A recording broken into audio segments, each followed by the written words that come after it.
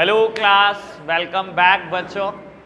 तो बेटा हम बात कर रहे थे फॉरेन एक्सचेंज के कुछ टॉपिक के demand and supply of forex. लो जी, वहीं से बात को स्टार्ट करेंगे। सब मेरी तरफ देख रहे हैं बेटा। लो फटाफट से बेटा आप मेरे साथ साथ कुछ बातों का रिवीजन कराएंगे, फिर हम आगे बढ़ेंगे। बेटा मैंने ना उस दिन demand and supply of forex की बात करी थी, demand of foreign exchange and supply of foreign exchange, और मैंने एक शॉर्टकट भी बताया था बेटा। याद हो गया? बहुत अच्छी बात। नहीं हुआ बेटा, जैसे भी आपको याद हो सकता है वैसे याद कर लो। मैंने बोला था यूटीआई के शेयर परचेज करना, ये शॉर्टकट बनाया था बेटा, ठीक है ना। यूनिलेटरल ट्रांसफर की बात की थी, टूरिज्म की बात की थी, import of goods, speculation and purchase of foreign asset, और यही सारी हेडिंग उधर चली गई थी बेटा। बस इंपोर्ट की जगह एक्सपोर्ट हो गया था। स्पेक्यूलेशन पे हमारी चर्चा पेंडिंग है, हो सकता है बेटा इस लेक्चर में आ जाए, या हो सकता है बेटा कल ये चैप्टर बिल्कुल फिनिश हो जाएगा। अब हम 3 चैप्टर दूर है बेटा मैक्रो इकोनॉमिक्स खत्म होने से, ठीक है। अगले कुछ 7 से 8 दिन का मुद्दा, मेरे को उम्मीद है नेक्स्ट वीक तो बिल्कुल खत्म हो जाएगा, और बेटा आईडी भी स्टार्ट हो जाएगी, इंडियन इकोनॉमिक डेवलपमेंट। तो बेटा इतना सही सिलेबस था हमारा बाबू। डिमांड एंड फॉरेक्स के ना कर्व है हमारे कोर्स में। खैर ये तो आपकी बाबू 11th की नॉलेज है, मुझे कराना भी नहीं चाहिए। याद करो बेटा वो 11th क्लास जब आप छोले देकर पास हुए थे, और अब आपको कर्व भी याद नहीं आने का बेटा। Demand of forex on the X axis और बेटा rate of forex on the Y axis. लो मेरे प्यारे बच्चों, बेटा डिमांड कर्व की प्रॉपर्टी हमने पढ़ी हुई है, ठीक है ना, क्योंकि लेकिन 11th में छोले दे के पास हुए थे तो पता नहीं है बेटा। बाबू प्रॉपर्टी ये होती है कि डिमांड कर्व हमेशा नेगेटिवली स्लोप्ड कर्व होता है from left to the right, ठीक है ना। अगर आप लेफ्ट से राइट की तरफ आएंगे तो ये नेगेटिवली स्लोप्ड होता है बेटा, यानी कि कुछ दिखने में ऐसा बनता है बेटा, ठीक है जी। ये डिमांड कर्व है बेटा, यानी कि अगर मैं किसी पर्टिकुलर रेट की बात करूं तो बेटा एक पर्टिकुलर रेट पे एक पर्टिकुलर क्वांटिटी डिमांडेड ये है, ठीक है ना। अगर रेट 70 रुपए है डॉलर का तो क्वांटिटी डिमांडेड कुछ बेटा कुछ भी समझ लो, कुछ करोड़ है। अगर ये रेट बढ़ गया ना तो क्वांटिटी डिमांडेड कम हो जाएगी। याद है बेटा रेट में और डिमांड में बेटा क्या इनवर्स रिलेशनशिप होता है? हाँ ये तो हमने पढ़ा है बेटा 11th क्लास में। और अगर ये रेट कम हो जाए तो बेटा डिमांड कहीं ना कहीं बढ़ जाती है। मैंने तो कुछ भी नहीं किया बेटा, मैंने तो कर्व में ही सारी बात घुमा दी, ठीक है ना बेटा। डिमांड कर्व की प्रॉपर्टी है कि ये नेगेटिवली स्लोप्ड कर्व होता है, एक पर्टिकुलर रेट पे एक पर्टिकुलर क्वांटिटी डिमांडेड है। अगर रेट बढ़ गया R से R1 हो गया तो क्वांटिटी डिमांडेड Q से Q1 हो जाएगी, कुछ कम हो जाएगी। अगर रेट गिर गया R से R2 हो गया तो क्वांटिटी डिमांडेड बढ़ जाएगी, Q से Q2 हो जाएगी। कोई दिक्कत तो नहीं, सिंपल सी बात। डिमांड कर्व बनाया, कुछ भी नहीं बता रहा मैं तो इसके अलावा।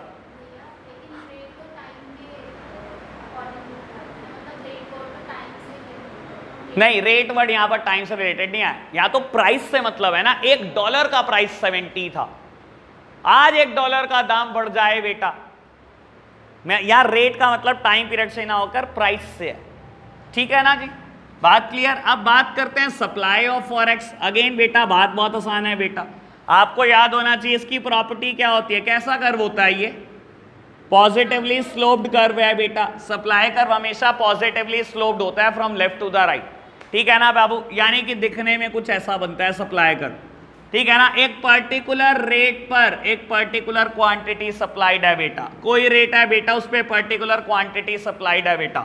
अगर रेट बढ़ेगा तो क्वांटिटी सप्लाइड भी बढ़ेगी। आप खुद सोचो बेटा, मैं आप सिंपल सी एक बात बोलता हूं, आज $1 का दाम 70 रुपए है, आपके घर कुछ डॉलर रखे हुए हैं, मान लो $5000 आपने रखे हुए, अचानक से $1 का दाम 72 रुपए हो गया बेटा, क्या करोगे आप? फटाफट से बेच दोगे कि बढ़ गया, बेच लो खा लो, वही कर रहा है ना बेटा। अगर रेट बढ़ता है हमेशा क्वांटिटी सप्लाइड बढ़ जाती है बेटा, लोग बेचना शुरू कर देते हैं। और बेटा ये डायरेक्ट रिलेशनशिप है बेटा, ये पॉजिटिवली स्लोप्ड कर्व है। और बेटा अगर $1 70 से 72 का हो जाए हम डिमांड करना कम कर देते हैं, वही काम यहां पर हो रहा है। रेट हमेशा बढ़ेगा, डिमांड कम हो जाएगी बेटा। रेट बढ़ेगा, क्वांटिटी सप्लाइड हमेशा बढ़ जाएगी, ठीक है ना। Negatively sloped curve, positively sloped curve. मुझे बताना नहीं चाहिए, आप जिस हिसाब से मेरी शक्लें देख रहे हो मुझे डर लग रहा है आपसे। कि 11th क्लास में हमने कुछ पढ़ा क्यों नहीं है बेटा, ऐसे शक्लें देख रहे हैं, मैं पहली बार कोई बात बता रहा हूं नई सी, है ना, ऐसे ही कुछ हो रहा है क्या आपके साथ? लो जी चलो कह रहे हाँ, मतलब निकम्मों की हद हुई पड़ी है, ना देते छोले पढ़ लेते थोड़ा सा बेटा, ठीक है ना। शिवम कह रहा कड़ी चावल दिए थे, छोले चावल मानी नहीं मैडम। लो जी बाबू चलो फटाफट से कर्व बनाओ, फटाफट से कर्व बनाओ जहां पर टॉपिक खत्म किया था बेटा। आज में बेटा हमने ना 7 कर्व बनाने हैं सबसे पहले, ठीक है जी, 2 सीख लिए, अब तीसरे के साथ एक बार ना एक ही एक्सप्लेनेशन सीख लेते हैं जो हमारे को 6 नंबर दे सकती है। कई बार एक ही कर्व आ जाता है 6 नंबर में और पूरे चैप्टर में से कुछ नहीं नजर आता बेटा हमारे को, सबसे आसान चीज 6 नंबर में आ जाती है बेटा। और एक बात बता देता हूं बेटा, जो अनएक्सपेक्टेड पेपर होता है ना वो हमेशा मुश्किल होता है, इंसान सोचता है मैं सारे इंपॉर्टेंट टॉपिक कर जाऊं, और बेटा जो अनइंपॉर्टेंट चीज आती है, जो सबसे आसान चीज आती है और सबसे ज्यादा नंबर में आती है, वो परेशान ज्यादा कर जाती है। तो बेटा इसकी एक ही एक्सप्लेनेशन सीख लेंगे, मैं आगे जो 5 कर्व बनाने वाला हूं, एक में एक्सप्लेनेशन, 4 में एक्सप्लेनेशन नहीं दूंगा, एक्सप्लेनेशन चिपकानी है सेम, ठीक है जी। 2 कर्व हम बना चुके हैं, अब third, determination of foreign exchange rate. Topic का नाम है determination of foreign exchange rate. अभी कोई नहीं लिख रहा बेटा, पेन पहले निकल जाते हैं तुम्हारे। लो मेरे प्यारे बच्चों, मैं तुम्हारे ऊपर एक किताब लिख रहा हूं, मेरे प्यारे बच्चे हाइफन सारे के सारे पागल। लो बेटा हम बात कर रहे हैं कैसे डिटरमाइन होता है फॉरेन एक्सचेंज रेट। और आपको भी पता है बेटा, वर्ल्ड वाइड किसी भी कॉमोडिटी का प्राइस फिक्स करना हो तो demand and supply pressure, share का दाम फिक्स करना हो demand and supply pressure, foreign currency का दाम तय करना है, फॉरेन एक्सचेंज मतलब फॉरेन करेंसी, भाई डॉलर का दाम तय करना है बेटा, again it is based upon demand and supply pressure. तो यानी कि कर्व तो डिमांड और सप्लाई का ही बनने वाला है, प्रॉपर्टी हमारी सेम है, बस हमारे को एक्सप्लेनेशन बहुत अच्छे से लिखनी है इसकी, ठीक है ना जी। अभी सुनना बहुत आराम से बेटा, डिमांड कर्व पहले एक्स एक्सिस को हम डिनोट करते हैं बेटा, demand and supply of forex, demand और सप्लाई ऑफ फॉरेक्स, और बेटा वाई एक्सिस पे मैं ले रहा हूं रेट ऑफ फॉरेक्स। लो प्यारे बच्चों, डिमांड कर्व बेटा नेगेटिवली स्लोप्ड कर्व है from left to the right, और supply curve positively sloped curve है बेटा from left to the right. जहां पर डिमांड और सप्लाई एक दूसरे को इंटरसेक्ट करते हैं, ये आपका बड़ा ही प्यारा पॉइंट है, पॉइंट नंबर ई, जिसको आप इक्विलिब्रियम बोलते हो। याद है बेटा, ये तो बात हमने 11th में पढ़ी है बेटा। अगर मैं परपेंडिकुलर ट्रेस कर दूं एक्स एक्सिस पर और वाई एक्सिस पर पॉइंट ई से, तो मुझे क्या मिल जाता है बेटा, optimum rate and optimum quantity demanded and supplied, ठीक है ना बाबू। यही तो ऑप्टिमम रेट है बेटा, जिस पर डिमांड और सप्लाई एक दूसरे को इंटरसेक्ट कर रहे हैं बेटा, ठीक है ना। मैंने ई पॉइंट से परपेंडिकुलर ट्रेस करा है वाई एक्सिस पर और एक्स एक्सिस पर। ये जो क्वांटिटी है O Q, it is the optimum quantity demanded and supplied, और जो रेट है ओ आर, ये जो बेटा रेट है ये ऑप्टिमम रेट है, ठीक है ना बेटा, ठीक है। यही डिटरमाइन होगा बेटा प्राइस, यही रेट डिटरमाइन होगा ना, ऑप्टिमम रेट बाबू। लेकिन टॉपिक खत्म नहीं हुआ, अभी सुनते जाना, कुछ बात और करते हैं बेटा। मैं अगर आपसे पूछूं रेट बढ़ जाए तो ये जो सिचुएशन है ये क्या सिचुएशन है बेटा बाबू? अगर रेट बढ़ रहा है, कहीं ना कहीं आप देख रहे हो कि क्वांटिटी डिमांडेड कम हो रही है, ये डिमांड कर्व है ना बेटा, कहीं ना कहीं मेरी क्वांटिटी डिमांडेड कम हो रही है। अगर रेट बढ़ेगा, और आपको पता भी है बेटा इनवर्स रिलेशनशिप होती है, रेट बढ़ता है तो डिमांड कहीं ना कहीं गिरती है। और देख लो बेटा, बढ़े हुए रेट ने डिमांड कर्व को कहां इंटरसेक्ट करा, कहीं ना कहीं बेटा क्वांटिटी डिमांडेड जो पहले ओ क्यू थी, आज क्या हो जाएगी ओ क्यू वन या 0Q1, कुछ भी बोल लो बेटा, ठीक है ना। और क्वांटिटी सप्लाइड क्या हो जाएगी बेटा, बढ़ जाएगी। रेट बढ़ता है तो बेटा सप्लाई बढ़ती है ना। $1 70 से 72 का हो गया, मेरे घर में जितने डॉलर सब बेच दूंगा कि कुछ कमाने को मिलेगा एक्स्ट्रा, ठीक है ना बेटा। अगर रेट R से R1 हो गया तो डिमांड 0Q से 0Q1 हो जाएगी, लेकिन सप्लाई 0Q से बेटा 0Q2 हो जाएगी, सप्लाई कहीं ना कहीं बढ़ जाएगी। कोई दिक्कत तो नहीं ना बेटा, बात सही बोल रहा हूं? अभी तक मैंने जितनी बात बोली सब समझ में आया, ठीक है ना। मैं एक्सप्लेनेशन भी ऐसे ही सिखाऊंगा आपको, ठीक है ना। एक्सप्लेनेशन के 5 पॉइंट बताऊं कितने आसान है, फ्री के नंबर होते हैं बेटा, फ्री के नंबर 5 पॉइंट। सबसे पहले मैं लिखूंगा in the diagram X axis represent demand और supply of forex. Point number 1 खत्म। In the diagram Y axis represent rate of forex. 2 point खत्म। चालाकी से नंबर लेने, ठीक है ना। फिर हमने क्या ड्रॉ करा, पॉइंट नंबर 3 हमने डिमांड कर्व ड्रॉ किया जिसका मेरे एग्जांपल में नाम है D. It is a negatively slope curve from left to the right. Point number 4 हमने सप्लाई कर्व ड्रॉ किया जिसका नाम है एस एस, ये एक पॉजिटिवली स्लोप कर्व है, ठीक है। 4 पॉइंट। 5 पॉइंट इसमें पॉइंट ई का डिस्कशन करेंगे। जहां डिमांड कर्व और सप्लाई कर्व एक दूसरे को इंटरसेक्ट करते हैं वो हमारा इक्विलिब्रियम पॉइंट होता है, जिसको हम प्यार से पॉइंट ई बोलते हैं। हमने ई से परपेंडिकुलर ट्रेस करा बेटा एक्स एक्सिस पर और वाई एक्सिस पर। एक्स एक्सिस पर ट्रेस करने पर हमें ऑप्टिमम रेट मिला जिसका नाम है ऑप्टिमम क्वांटिटी डिमांडेड सप्लाइड मिली जिसका नाम है 0Q। बेटा जब वाई एक्सिस पे परपेंडिकुलर ट्रेस करा तो हमें बेटा ऑप्टिमम रेट मिला जिसका नाम है 0R। 5 पॉइंट तो फ्री के हैं, आपको पता है मैंने कुछ भी नहीं किया अभी तक, तो कुछ बताया ही नहीं, ठीक है ना। 6 पॉइंट में क्या लिखोगे, अगर रेट बढ़ गया R से R1 हो गया तो क्वांटिटी डिमांडेड कम हो जाएगी, Q से Q1 हो जाएगी, लेकिन क्वांटिटी सप्लाइड बढ़ जाएगी, Q से Q2 हो जाएगी। कोई दिक्कत तो नहीं। 7th पॉइंट, रेट कम हो गया तो क्या होगा, रेट अगर R से R2 हो गया तो बेटा क्वांटिटी सप्लाइड, ये देख लो ये सप्लाई कर्व है, क्वांटिटी सप्लाइड 0 Q से 0Q1 रह जाएगी, जबकि क्वांटिटी डिमांडेड बेटा जो 0Q थी वो बढ़कर हो जाएगी 0Q2। समझ में आई बात। अब आपको ये भी बता देता हूं, ये जो सिचुएशन होती है ना बेटा हम इसे बोलते हैं एक्सेस सप्लाई, क्योंकि बेटा यहां पर सप्लाई ज्यादा और डिमांड कम है। और आपको बता देता हूं एक्सेस सप्लाई पूरी कोशिश करती है कि रेट दोबारा पुश होकर 0 आ जाए। आप खुद सोचो, इकोनॉमी में पहले रेट था 70 रुपए $1 का, 72 रुपए हो गया आज बेटा, ठीक है ना। लोग पागलों की तरह डॉलर बेचेंगे, सप्लाई हो जाएगी, डिमांड कम होगी, जब सप्लाई ज्यादा होगी तो बेटा रेट दोबारा नीचे आने की कोशिश करेगा। यानी कि एक्सेस सप्लाई पूरा कोशिश करती है कि रेट को पुश करके दोबारा ऑप्टिमम पर ले आए। और अगर एक्सेस डिमांड की सिचुएशन हुई, रेट कम हुआ, लोगों ने पागलों की तरह डॉलर बाय करने शुरू कर दिए। जब आप बाय करोगे सप्लाई नहीं है तो क्या होगा बेटा, रेट दोबारा पुश होगा ऊपर की तरफ। यानी कि एक्सेस सप्लाई हमेशा पुश करती है रेट को ऑप्टिमम पर शिफ्ट करने की, और एक्सेस डिमांड भी यही कोशिश करती है कि रेट हमेशा ऑप्टिमम पर ही टिका रहे। समझ आई बात। डायग्राम समझ आया, सिंपल सा डायग्राम था, मैंने तो कुछ नहीं करा, बस डिमांड और सप्लाई कर्व का इंटरसेक्शन दिखा दिया। पहले अलग अलग बनाया था, आज इंटरसेक्शन दिखा दिया, ठीक है ना। एक्सेस डिमांड, और ये बेटा सिचुएशन एक्सेस डिमांड है, मैंने डिनोट नहीं करी अब तक। बात समझ आई। लिखो एक्सप्लेनेशन, लो फटाफट से डायग्राम बनाओ, मेरे साथ साथ एक्सप्लेनेशन लिख लेना। इन द डायग्राम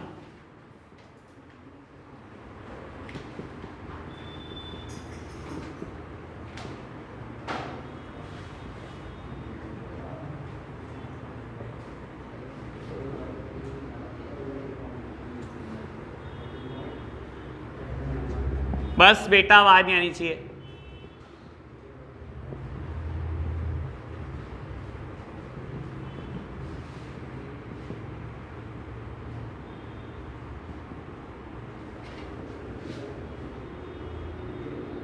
भाई चुप बिल्कुल।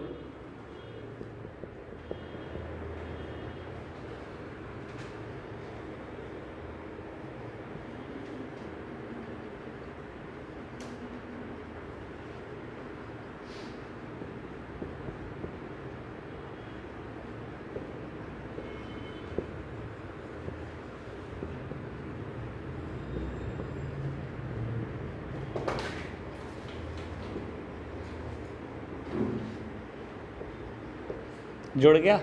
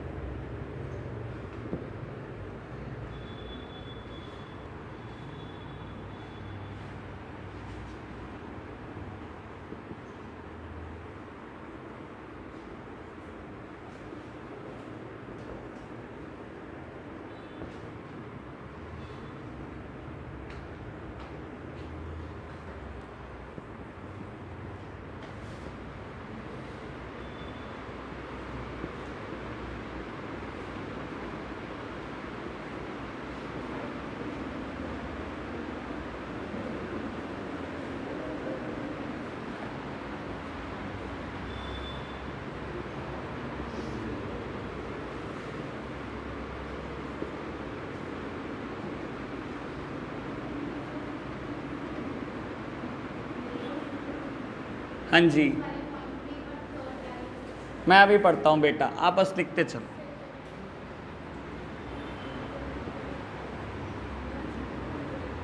मैं डायग्राम दोबारा बताऊं फटाफट से?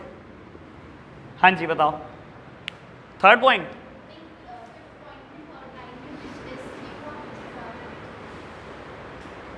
पॉइंट ई गिव अस, यहां पर डिमांड, यही फिफ्थ पॉइंट पढ़ना है ना। Demand curve DD and supply curve SS intersect each other at point E. Point E give us one point on x axis which is Q, ये कह रहे हो इसमें से, sorry, which is Q, and one point on y axis which is R. चलो जी done, फटाफट से नोट करो, 2 पॉइंट रह गए और एक्सप्लेनेशन के। मैं कह रहा हूं 6 नंबर में क्वेश्चन आ जाता है कितनी बार, और सबसे थका हुआ क्वेश्चन ये है, अगर एक्सप्लेनेशन नहीं लिखी तो 3 नंबर उड़ गए। जो फ्री के नंबर थे वो तो आप गवाए बेटा, एक्सप्लेनेशन ना लिखकर। नहीं, ऐसी कुछ बात नहीं होती। आपने अभी पिछला टॉपिक पढ़ लिया, manage floating exchange rate system, पढ़ना, ऐसी कोई बात नहीं होती यहां पर।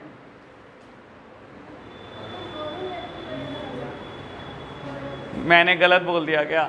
हाँ तो क्या हो गया, देखो ना, ये देखो, ये देख दिया मैंने, लेफ्ट से शुरू करा सप्लाई कर, राइट तक जाते जाते ये पॉजिटिवली स्लोप्ड है ना, हर बढ़ने वाले प्राइस के साथ ये बढ़ता है। और अगर मैं डिमांड कर को देखूं, हर बढ़ने वाले प्राइस के साथ ये गिरता है। ये भी लेफ्ट टू राइट नेगेटिवली है और ये भी left to right positively sloped है। ठीक है ना, नोट करो बेटा। बेटा एक्सप्लेनेशन का पॉइंट नंबर 6 और 7 लिख रहा हूं मैं, शुरू के 3 पॉइंट ही रब कर रहा हूं बेटा। एक्सप्लेनेशन का पॉइंट नंबर 6 और 7 लिखता हूं। पॉइंट नंबर 6,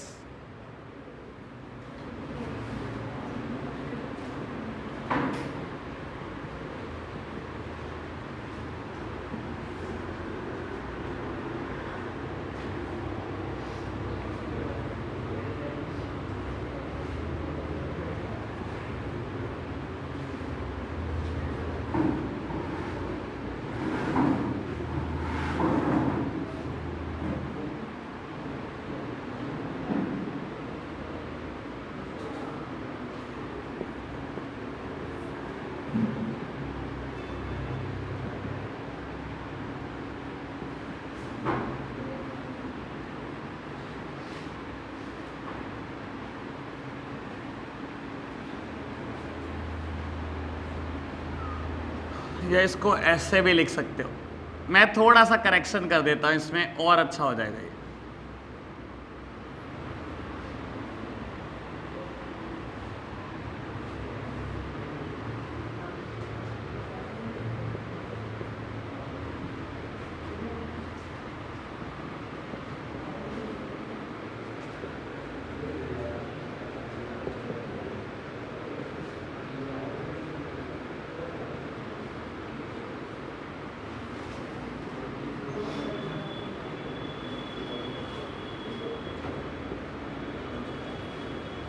अनुराग नोट करने पे ज़्यादा ध्यान देगा तो ठीक रहेगा।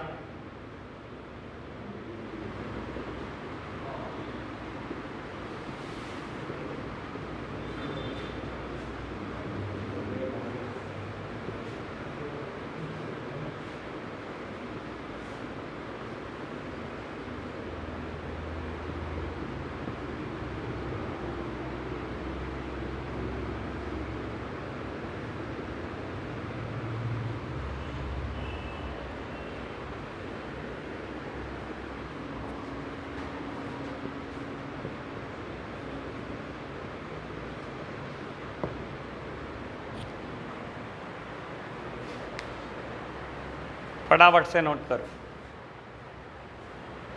लो बेटा, अब अगले 4 टॉपिक जिसमें हमने सिर्फ डायग्राम ड्रॉ करना है। अब मैं एक्सप्लेनेशन नहीं बताऊंगा, आपको पता है 5 पॉइंट तो हर डायग्राम में सेम है। एक्स एक्सिस ये रिप्रेजेंट करता है, वाई एक्सिस ये रिप्रेजेंट करता है demand curve, DD property negatively sloped, वही सब सप्लाई कर्व, ये पॉइंट नंबर ई, ये हाँ बताइए आपको। लो प्यारे बच्चों, फटाफट से आगे की बात करते हैं। 4 डायग्राम आप फटाफट ड्रॉ करेंगे और उसके बाद हमारा लास्ट टॉपिक स्टार्ट हो जाएगा इस चैप्टर का। लो जी,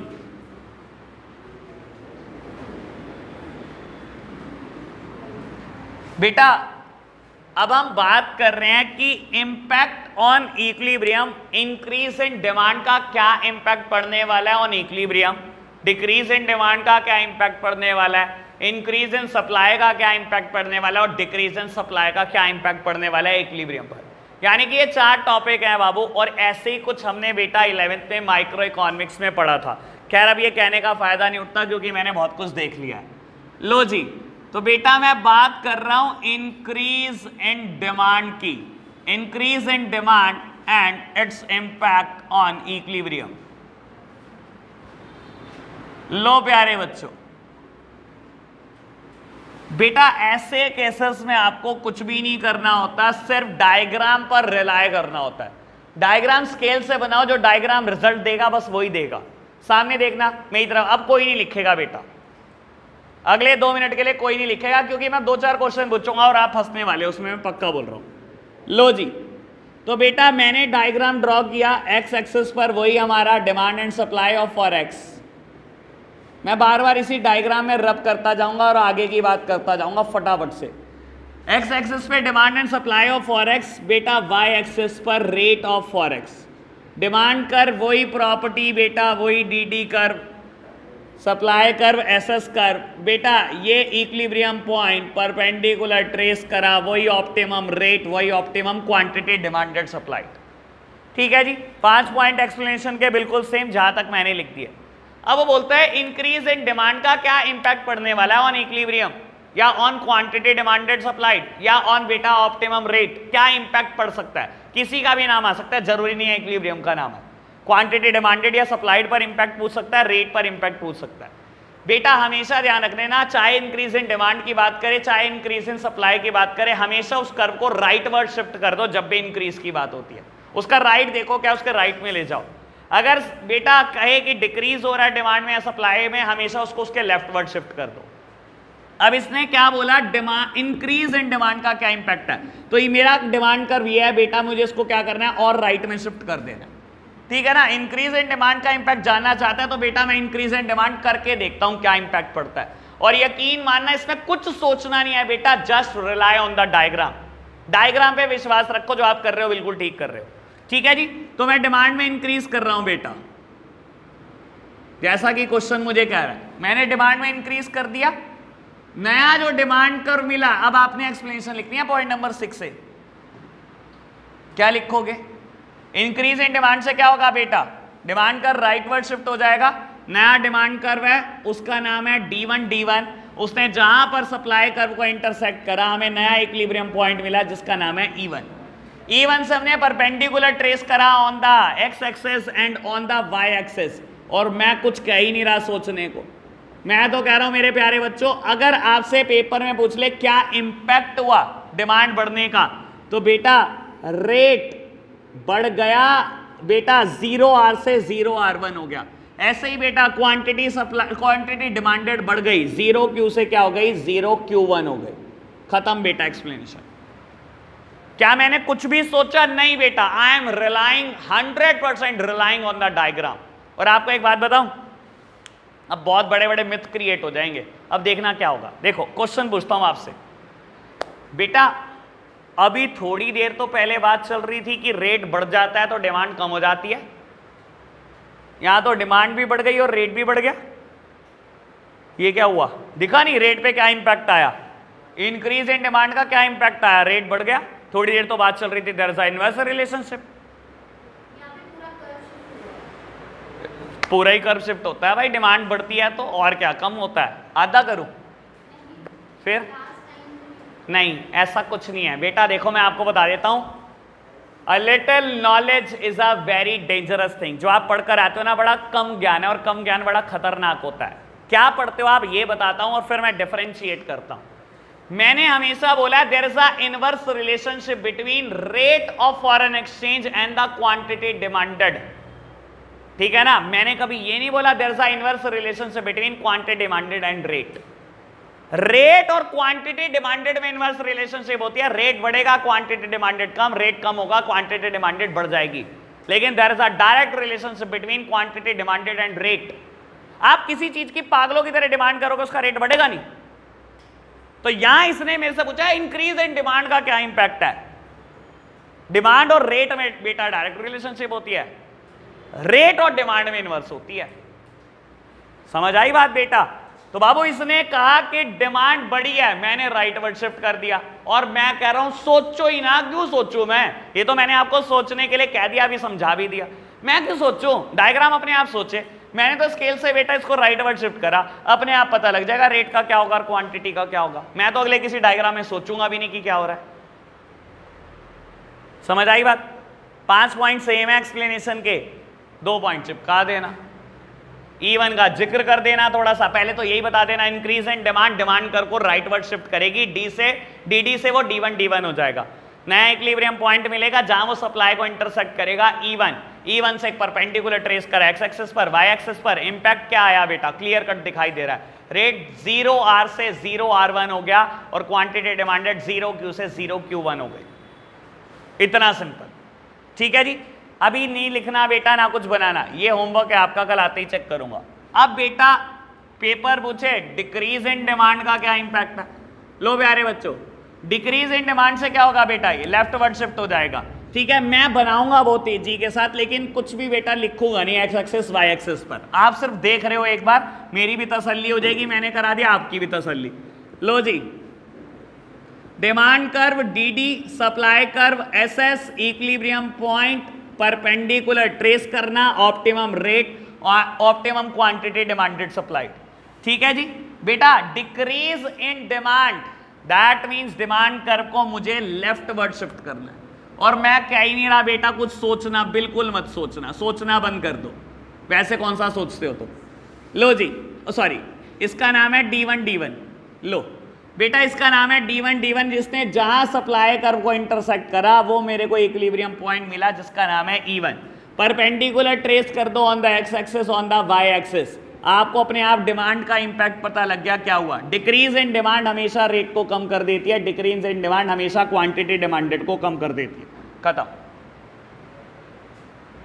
ठीक है। कुछ भी नहीं सोचा, just relying on the diagram, ठीक है। अब पेपर आ सकता है बेटा, बोल दे इंक्रीज इन सप्लाई का क्या इंपैक्ट है।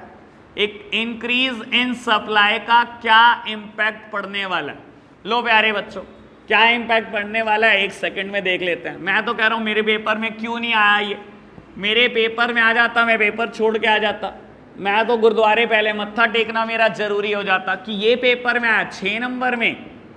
आप तो दुआ करो दिन रात कि ये 6 नंबर में आए बेटा। लो जी, डिमांड कर सप्लाई कर जहां एक दूसरे को इंटरसेक्ट करते हैं पॉइंट E, वही बेटा परपेंडिकुलर ट्रेस करना, वही ऑप्टिमम रेट, वही ऑप्टिमम क्वांटिटी डिमांडेड सप्लाई। इस बार इंक्रीज इन सप्लाई है। मैंने हमेशा बोला है इंक्रीज बेटा राइट वर्ड शिफ्ट करना। ये रहा सप्लाई कर बेटा, इंक्रीज कहता है ना राइट की तरफ ले जाओ, क्या फर्क पड़ता है बेटा। इस बार सप्लाई कर्व को ले जा रहे हैं, नाम है इसका S1। इसने डिमांड कर्व को जहां इंटरसेक्ट किया बेटा वो मेरा पॉइंट है पॉइंट E1, परपेंडिकुलर ट्रेस कर दो। क्या इंपैक्ट आया बेटा?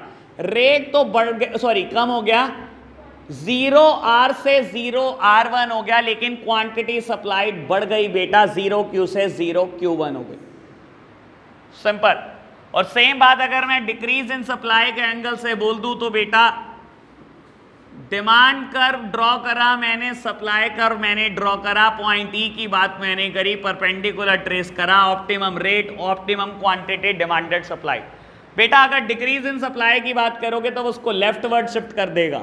लो जी, कर दो लेफ्ट वर्ड शिफ्ट। बेटा इसका नाम है S1। इसने डिमांड कर्व को जहां इंटरसेक्ट करा पॉइंट E1 मिल गया, परपेंडिकुलर ट्रेस करा, रेट बढ़ रहा है बेटा, 0R से 0R1 हो रहा है, और क्वांटिटी सप्लाइड गिर रही है बेटा, 0Q से 0Q1 हो रही है। खत्म। ये 4 डायग्राम है बेटा हमारे कोर्स में। इंक्रीज इन डिमांड का इंपैक्ट क्या पड़ सकता है, क्वांटिटी डिमांडेड पर, इक्विलिब्रियम पर, रेट पर। सेम बात बेटा डिक्रीज इन डिमांड, सेम बात इंक्रीज इन सप्लाई, सेम बात डिक्रीज इन सप्लाई। बात समझ में आई? अगर फिर भी अगर आपने डायग्राम बनाने में कोई प्रॉब्लम आए, वीडियो ये मैं ग्रुप में डाल ही दूंगा, आप वहां से डायग्राम बना देना।